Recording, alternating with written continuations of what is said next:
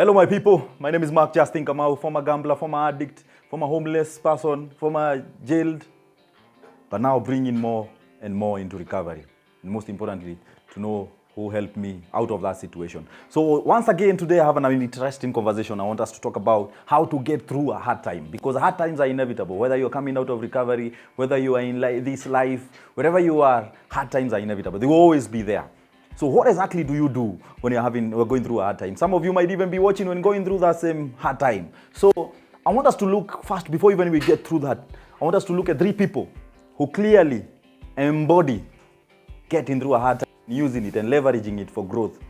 Nelson Mandela, 27 years in jail, 18 years in this, spent time at Robben Island, went through a lot of humiliation, no newspapers, didn't go to a burial ceremonies of close people to him, wasn't even jailed for a specific reason, you see. But in the end, immediately after the 27 years, became the president of South Africa. William Hollis went through one of the toughest times. Grandma, I believe, used to sell drugs. Mom the same way. Dad in prison. His biggest quote is, "The best gifts come from the bottom." Tony Robbins, one of my role models, one of my mentors, though I've never met him. But one thing about Tony Robbins, he says it so nicely. Some guy knocked in his home when the dad and mom were fighting and brought in some food, and that motivated him to work so hard and provide food to as many people as possible around the world. That's what is actually exactly motivated him. William Holly is one of the best motivational speakers, uses the same thing he went through to be who he is. One thing you understand and you get is that the greats suffered more than just the ordinary person. Most of the people turned that pain into fuel that helped them to be who they are today, or who they were at that time. Number 1, you need to seek perspective when going through a hard times. What does it mean? How bad it could have been? There's something we call zero-based thinking. Zero-based thinking. Zero-based thinking says, given the same mentality I have now, I wouldn't have repeated that kind of a mistake. Most of us are going through a hard time lifestyle. Specifically, they are gamblers in this financial crisis, and it's not good to have excuses. There are people who are going through a hard time. They lost their money, they have debts, they lost their jobs because of alcoholism, they lost their families, but you're still alive, you're still kicking. And it says no nicely, what doesn't kill you makes you stronger. And I believe if you can seek perspective, if you can be that optimistic person in a way that no matter what comes into your life, you still believe that there is something that you are left with. And if it doesn't kill you, the only thing it can do is make you stronger. Helen Keller says it nicely, that no pessimist ever gets to know the secret to the stars, or sails through an uncharted land, or creates or opens a new heaven to the human spirit. That is Helen Keller. So nicely, no pessimist ever sees something amazing. So the thing is, you need to be optimistic. Even if you find yourself in a tough situation, whether it's grief, whether it's a heartbreak, all these situations can be turned into fuel. I started this when my mom died. And I do everything I do because I believe our spirits are still here. So I do everything to make sure that I inspire those spirits, and she's proud of me wherever she is. Number 2, you need to use this to grow. Leverage it for growth. One thing you need to know is that hard times are growth in wool's clothing. You might not see it, but it's packed somewhere. There is somebody who says this so nicely, that many people misses opportunity because opportunity comes wrapped up in work. Most people don't want to work. Most people don't want to be dirty. Most people don't want to go through this hard time. And these hard times are the things that have created strong people. All these people will not be who they are today, or who they were like Nelson Mandela, without them going through the hard time and appreciating those hard times because they were making them stronger. Without me going through addiction and all, being in jail, being homeless, maybe I wouldn't be here speaking to you the way I'm speaking to you. So the thing is, the hard times that you're going through can be growth in sheep's clothing. The thing is, the great suffered the most than the ordinary person. Now, William Holly says it nicely, that the best gifts come from the bottom. Booker T. Washington says it even nice, in a even a better way. He said it nicely. He says that successful people should not be judged by the position they hold. They should be judged by the obstacles they have faced before getting into that position. That's an amazing point. Kobe Bryant says it even better, that legends are not defined by success. They are defined by how well they bounce back even after a defeat. Number 3, you need to feel to heal. You need to journal. This one I heard it from Robin Sharma, an amazing guy.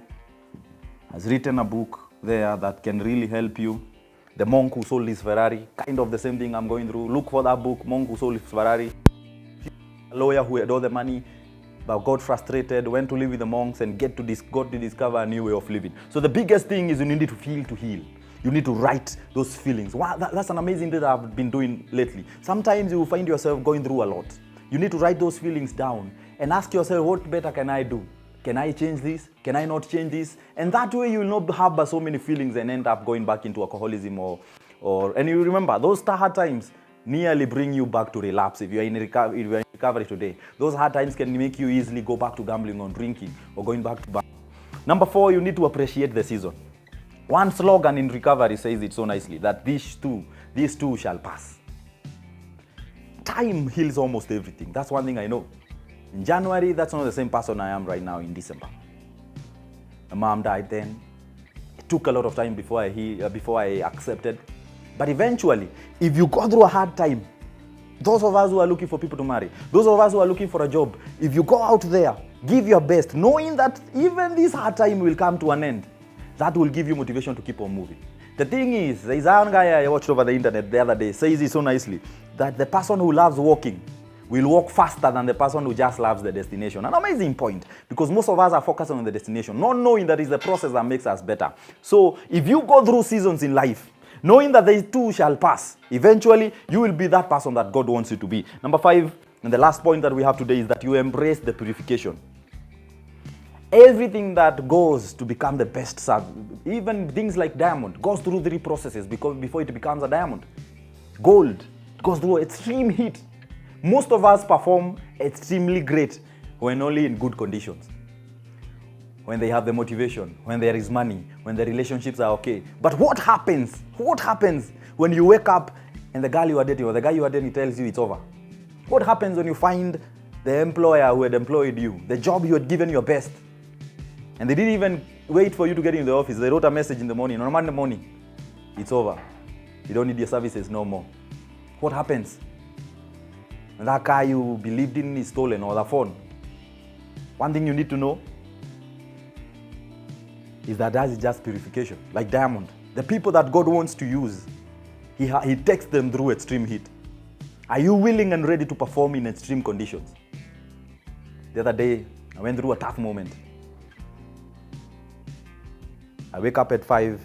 I'm like, let me sleep. I don't feel okay. But I remember, who am I? Mark. I have to wake up and give my best even now. Eventually, in the evening, I may not be the same person I am right now. The thing you need to do during these hard times, take them a day at a time, sometimes even an hour at a time. You walk out there, it's your first day in recovery, it's a tough day, but as long as you are out there, nobody is talking to you, nobody wants anything to do with you, but 24 hours you are sober, that's already an achievement. And sometimes let's count our blessings, even when going through these hard times. I believe that's even the seeds one, that it's good to count your blessings, even during this. It really helps me when going through a tough situation. When going through a tough situation, anytime I count my blessings, it really, really helps me. Because in a big way, it helps to see the other side. Yes, I'm going through this, but God has already blessed me with this and this. So it's good to write even your blessings, to have a gratitude list, even when going through a hard time. And like Kobe Bryant said, legends are not defined by their successes, they are defined by how well they bounce back, even after defeat. One thing I can tell you, like Robert Schuller said this nicely, the American televangelist, that yard by yard, life is hard. Inch by inch, life is a siege. If you take it a day at a time, it will be easier than taking big steps.